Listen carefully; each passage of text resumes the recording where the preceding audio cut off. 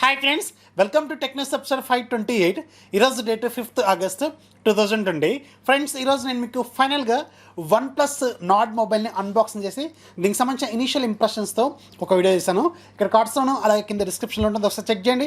ఎవరైతే ఆ వీడియోని చూడలేదో దయచేసి ఒకసారి చూడండి, అలాగే లైక్ చేయండి, మన ఛానల్ కొంచెం సపోర్ట్ చేయండి. మీరు ఆల్రెడీ ఈ వీడియో చూసే ఉంటారు చాలా రకాల వీడియోస్లో, కాకపోతే మన ఛానల్ కూడా కొంచెం సపోర్ట్ చేయండి. జస్ట్ ఓపెన్ చేసి ఒక 1 minute వీడియో చూసి ఒక లైక్ అలాగే ఒక షేర్ చేసి మన ఛానల్ కొంచెం సపోర్ట్ చేయండి. మేజర్గా అన్బాక్సింగ్ వీడియోస్ మనకి చాలా ఉపయోగపడతాయి.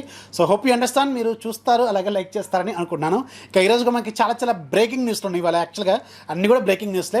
న్యూస్ అంటే వచ్చేద్దాం. వీడియో చివరకు చూడండి, లైక్ చేయండి, మీ ఫ్రెండ్స్కి షేర్ చేయండి. మనం ఏదైతే లైక్స్ టార్గెట్ అనుకుంటామో 5,000 లైక్స్ అది రీచ్ అయ్యేలా చూడండి. అలాగే మీ ఫ్రెండ్స్కి డిఫరెంట్ సోషల్ మీడియా ప్లాట్ఫామ్స్లో షేర్ చేసి మన ఛానల్ కొంచెం సబ్స్క్రైబర్స్ని ఇంప్రూవ్ చేయండి అయ్యా. సో న్యూస్ అంటే అనేది చూసేద్దాం.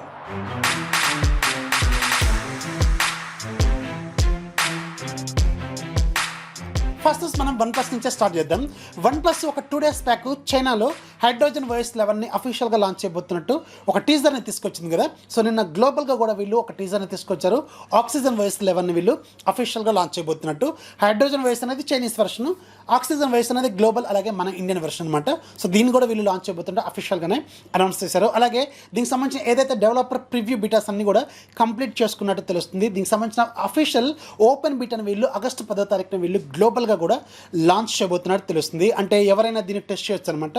ఇంతకుముందు ఓన్లీ కొంతమందికి మాత్రం వీళ్ళు ఇచ్చారు కదా. సో ఇప్పుడు ఎవరైనా టెస్ట్ చేసుకునేలాగా ఈ ఓపెన్ బీటా 1ని వీళ్ళు తీసుకురాబోతున్నట్టు తెలుస్తుంది.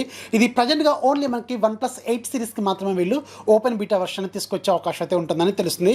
ఆ తర్వాత మనకి రీసెంట్గా లాంచ్ అయిన OnePlus నాడ్ మొబైల్ కావచ్చు, ఆ తర్వాత OnePlus 7 ఫ్యామిలీకి కావచ్చు, వీళ్ళు తీసుకొచ్చే అవకాశం అయితే ఉంటుంది. కానీ ఫస్ట్ బ్యాచ్లో మాత్రం ఓన్లీ మనకి OnePlus 8 సిరీస్ని మాత్రం వీళ్ళు ఇంక్లూడ్ చేసినట్టు తెలుస్తుంది.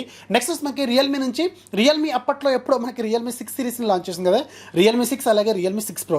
ఈ రియల్మీ 6 Proలో మనకి ఒక కొత్త కలర్ యాక్చువల్గా వీళ్ళు లాంచ్ చేయలో అనౌన్స్ చేశారు, లైట్నింగ్ రెడ్ కలర్ అని. కాకపోతే దాన్ని వీళ్ళు మన ఇండియాకి మాత్రం సేల్లోకి తీసుకురాలేదు. ఆఫ్టర్ చాలా గ్యాప్ తర్వాత మాత్రం ఈరోజు వీళ్ళు అఫీషియల్గా దీన్ని సేల్లోకి తీసుకొచ్చారు. 3 వేరియంట్స్ తీసుకొచ్చారు, 6+64, 6+128 అలాగే 8+128 అనమాట. 6+64 ప్రైస్ మనకి 18,000 రూపాయలు ఉంటుంది, 6+128 మనకి 19,000 రూపాయలు ఉంటుంది, అలాగే 8+128 మాత్రం 20,000 రూపాయలు ఉంటుంది. ఎవరైతే ఈ రియల్మీ 6 Proలో ఈ కలర్ కోసం వెయిట్ చేస్తున్నారో ఒకసారి చెక్ చేసుకోండి, మీకు ఈ రోజు నుంచి మీకు అవైలబుల్గా ఉన్నట్టు వీళ్ళు చెప్తున్నారు. నెక్స్ట్ మనకి ఇండియన్ గవర్నమెంట్ నుంచి ఇండియన్ గవర్నమెంట్ ఈరోజు ఇంకొన్ని యాప్స్ని మన ఇండియాలో బ్యాన్ చేస్తుంది. దాదాపు ఇంకొన్ని కొత్తగా 15 యాప్స్ని వీళ్ళు బ్యాన్ చేసినట్టు తెలుస్తుంది. దాంట్లో మనకి పాపులర్ Xiaomi కంపెనీకి సంబంధించిన default browser MI browser pro కూడా దీంట్లో లిస్ట్లో ఉన్నట్టు తెలుస్తుంది. ఆ తర్వాత మనకి ఎయిర్ బ్రష్ అలాగే వీబో అలాగే కప్ క్యాట్ అలాగే ప్యారలల్ స్పేస్, బైడు సెర్చ్ అలాగే బైదు మ్యాప్స్ అలాగే ఇలా కొన్ని యాప్స్ని అయితే వీళ్ళు బ్యాన్ చేసినట్టు తెలుస్తుంది. సో ఈ MI బ్రౌజర్ గురించి ఆల్రెడీ ఒక 3 days బ్యాక్ 4 days బ్యాక్ నేను ట్విట్టర్లో కూడా పెట్టాను. మనకి MI బ్రౌజర్ అనేది గూగుల్ ప్లే సర్వీసెస్లో కనపట్లేదు, గూగుల్ ప్లే స్టోర్లో కనపట్లేదని.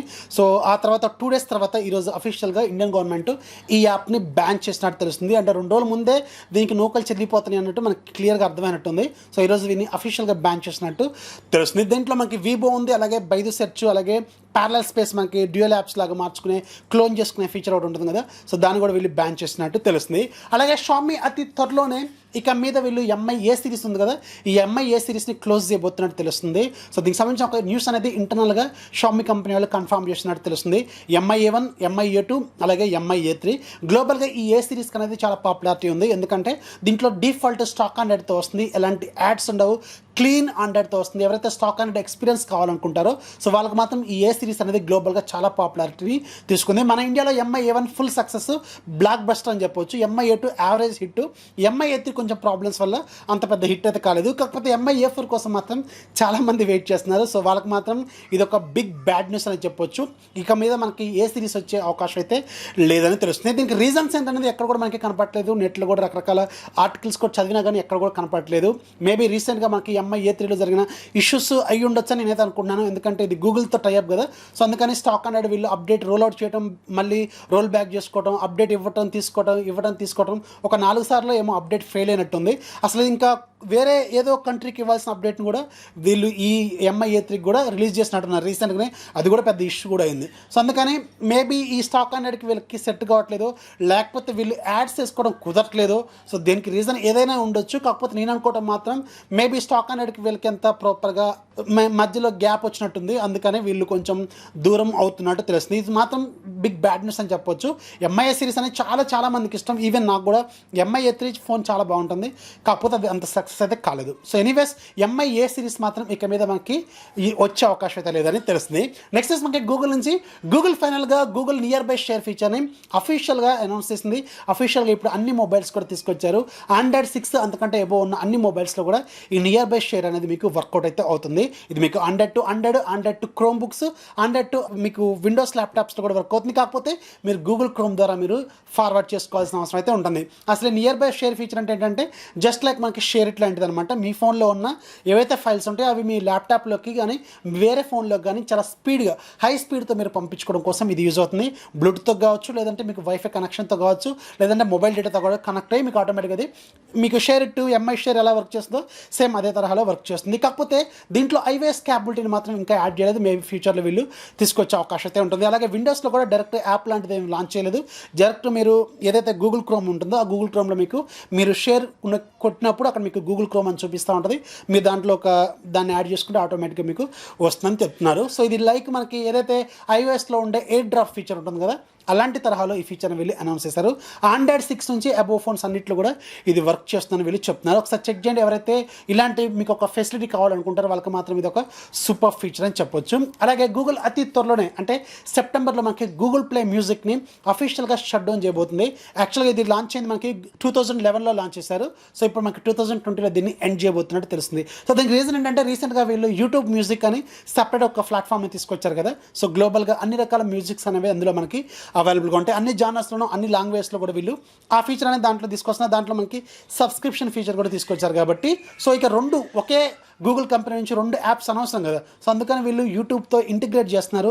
అది కాకుండా ఇప్పుడు మనకి ఆండ్రాయిడ్ ఉంది కదా, ఆండ్రాయిడ్ టీవీస్లో కూడా యూట్యూబ్ మ్యూజిక్ని వీళ్ళు ఇంటిగ్రేట్ చేస్తున్నారు. సో అందుకని అన్ని ప్లాట్ఫామ్స్లో కూడా ఈక్వల్గా సేమ్ ఒకే అప్లికేషన్ ఉండేలాగా వీళ్ళు ఈ యూట్యూబ్ మ్యూజిక్ని డెవలప్ చేయబోతున్నారు. అందుకని ఏదైతే ఇప్పుడు మనకి గూగుల్ ప్లే మ్యూజిక్ ఉందో దాన్ని వీళ్ళు క్లోజ్ చేయబోతున్నారని చెప్తున్నారు. ఇది మీకు సెప్టెంబర్ 2020లో ఎండ్ కాబోతుంది. ఆల్రెడీ ఇంతకుముందు వీళ్ళు ఏదైతే దాంట్లో ఉన్న మీ ప్లేలిస్ట్లో ఉంటాయో, మీ సేవ్ చేసుకున్న ఫైల్స్ ఉంటాయో అవన్నీ కూడా ఎలా బ్యాకప్ పెట్టుకోవాలి యూట్యూబ్ మ్యూజిక్లో అని కూడా ఒక ఆర్టికల్ తీసుకొచ్చారు.